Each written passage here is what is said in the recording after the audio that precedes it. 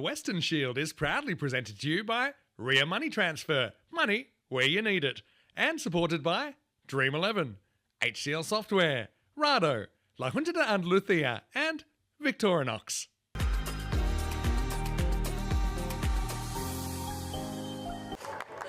You're absolutely right, Vinny. I'm so excited for this game. Our first for BNI, Johnny Connell at the other end. So a familiar opening pair. First ball comes in. And it's edged and caught behind. There's all action there as Basley bowls the ball, falls to the deck. There's a nick behind. And welcome to the world. Welcome World 11 as they join the European Cricket Network. And join it straight away with a wicket. And it's Seamus Lynch who is the unfortunate victim. He nicks behind. He has to go first ball for a golden duck. And, well, Vinny talked about Basley ball, and there we are. It took just one delivery to get going. And there it is, Vinny. I mean, Basley ball, welcome to it. Well, I mean, gravity works the same no matter what country you're playing in. Basley finds out the hard way, but yeah, Lynch just flashes at this. It comes through at a nice, comfortable height for Joshua Tromp, US-based player behind the stumps. And Kent as well, coming into Smale. And Smale will have the answer. So no, it's just a single slip in. As that one is hit hard and it's straight down the throat of the fielder there at deep square leg. And the British and Irish Lions, as they actually did to the European 11 this morning. It's just cricket. And Tom Hinley comes to the crease and deposits the ball straight over, long off for a big six. Unorthodox. That's a very orthodox shot, and that's going to go all the way as well. Just slightly shorter from Basley, and it's just been tucked away safely in the garage as that's going to go up in the air. It should be taken at long off, and it's dropped. Rule. So, explain it again in a minute. Here's Dodd, who's bowling a second over, and he's going to get drilled through the cover for 4. So Henley has started brightly. He's been joined by his England 11 teammate. So that one's just dug into the pitch, should be taken, and it is. It's taken by Henry McIntyre there. Johnny Connell then has to go 26 for 3, struggling after 2 overs. Going to counter-attack. You can bring in Kevin O'Brien. It's not a bad way to do it as we take a look at the standings. So it's good experience for McIntyre. Looking forward to seeing him. And that's looking forward to seeing that landing in the fan zone, because I think it's going to go, yeah, that's going to go right into the fans there. I hope they've finished having their lunch and they're ready to take that catch, because after a few... Probably the batters won it. Well, there's definitely an appeal, and it's definitely going to be a win for Peter Hatzoglu as he gets a wicket on the final ball. Series as well, and in the England team, because they played just a couple of months ago, in the England team, Samit Patel, Rami Bapara. Yeah, the high standard of fielding, the catches get taken. That one's not going to be taken unless someone's standing in the car park, because that's going to go all the way. Nice ball over for Roach. And the car has been moved to the boundary, and it's almost going to be hit. We can maybe see on the replay that, yeah, and when your luck's in, and it is the moment for Kevin O'Brien as he... Get reality. Goes big again. Shot and a half, isn't it, from O'Brien, who's just going to pop it over backward point. Just all timing there. He's actually really smart here. He knows if he lets the ball come to him a little bit further. Some high quality cricket, whether they're playing it or watching it. That's a high quality shot there from Niels Priestley to end the 5th over. Just a straight 6. No, I did not think that. As Hatzoglu comes back on. This has found the gaps, found the hole, it's found the boundary. So Hatzoglu, his brother here as well. Not the 11 for this game though. Oh. And that's gone very, very far. And mind the windows on the Microlino, because that's gone straight. In fact, it's gone over. Previous to that, he's played all his cricket in Vanuatu. I've actually watched some live cricket from Vanuatu as well. Kevin O'Brien doesn't do himself any favours in the Vanuatu community as he hits Williamson first ball for 6. And the second one, I think, gets not as much on it, and it is going to be taken. So we have a big wicket here as the dance comes out. We're going to have to get that on replay, because William Signalisa for the man from Vanuatu. Yeah, he elicits the mishit from Kevin O'Brien, who goes, and the score 96 for 4. Sounds like a musical waiting to happen. Hope the bosses are listening. And it's Niels Priestley who's getting in on the action in the meantime. It's okay, but umpire thought he didn't, and free hit's going to disappear. So, oh, what an interesting over for Nalisa. He gets the big wicket of Kevin O'Brien, but he also goes magical. Competitive. That's also a competitive shot because that's been hit all the way by Niels Priestley. He's rocketing along, takes him to 39. The bowler and keeper aren't interested, but someone was interested. This one's up in the air and it should be taken, and it is. That's taken by Ryshawn Williams, an easy catch in the end. And Niels Priestley, he batted really well. It's a big wicket. It's lurking about in that kind of fly slip region. He just got the media hat on. Well, this should be out really.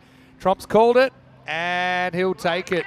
So Davidson not able to deal with that. Looks like a slight change of pace from Basley, and the Basley ball continues. He's brought back in the 9th. That's a 3rd wicket. Still 5 balls of it to come.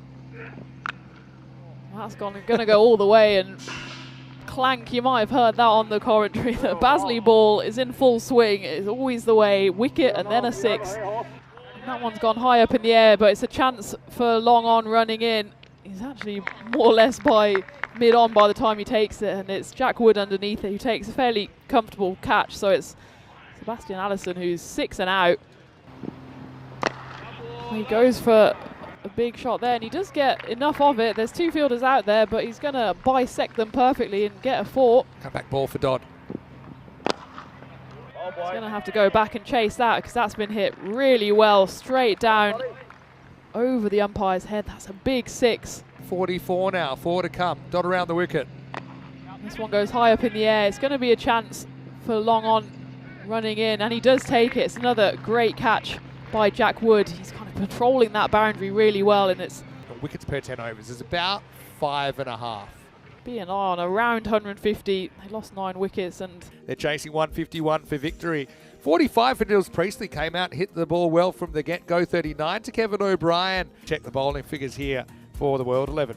And you were speaking about Basley ball before the game, but it was Basley ball with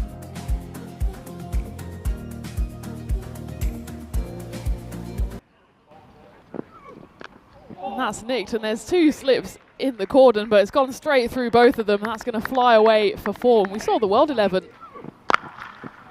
That one's come more off the middle of the bat, and it's a great effort there by Seamus Lynch, but he's just managed to push it further along the rope, and it does roll over the rope for 4. And that was a crack off the bat. In the same team. That's come out the middle of the bat. Ooh, and we were very close. Yeah, it's true. It is here. It is here, yeah.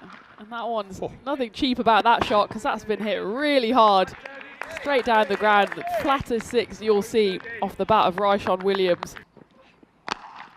Oh, when you've got your strike partner at the other end who comes in and then hits the ball for 6 like Jack Wood did there, then it was probably the right call from Ryshawn Williams to go 6 and 1. I suppose compared to, I mean, there are some T10 leagues around the world. They're not quite what European cricket T10 is.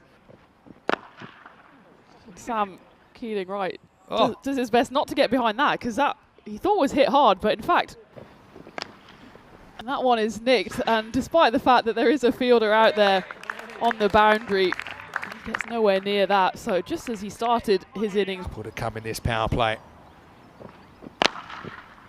That one hasn't quite got hold of all of it, but it's still enough to hit the tarmac and ping into the fan zone. Still gets plenty of wood on it. 6 runs. Last ball of the 3rd.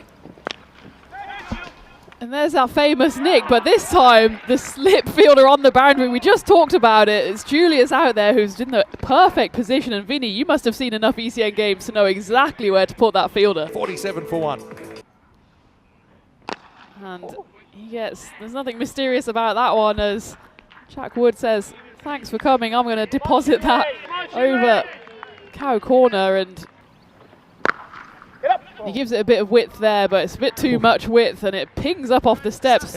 And we used to have the Cartimer dogs, but they've heard that there's been too many grizzly sightings, and that grizzly's probably been sighted for the final time as that one gets hit out of the park, straight back over the umpire's head. Nicked and gone. So Basley will go. It's just kind of a heavy length from Sturgis. Basley flashes away outside the off stump. Healthy edge flies through to Will Smale.